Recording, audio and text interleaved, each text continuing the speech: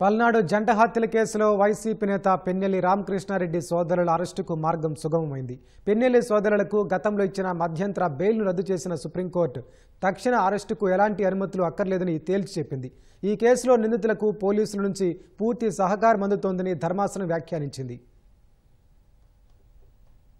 మే 24న పల్నాడు జిల్లా గుండ్లపాడుకు చెందిన టీడీపీ నాయకులు జవిశెట్టి వెంకటేశ్వర్లు, కోటేశ్వరరావును కారుతో ఢీకొట్టి హత్య చేసిన కేసులో మాచర్ల మాజీ ఎమ్మెల్యే పిన్నెల్లి రామకృష్ణారెడ్డి, ఆయన సోదరుడు వెంకట్రామిరెడ్డికి సుప్రీంకోర్టులో ఎదురుదెబ్బ తగిలింది.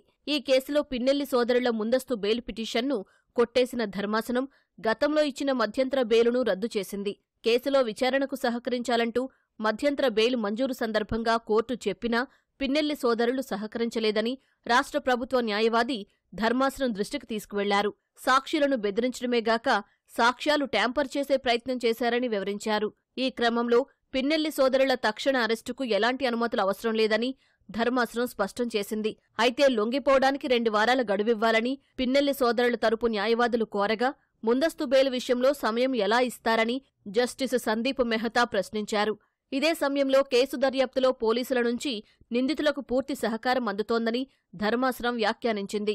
సెక్షన్ 161 కింద నమోదు చేసిన కీలక డాక్యుమెంట్లు నిందితులకు ఎలా అందాయని నిలదీసింది.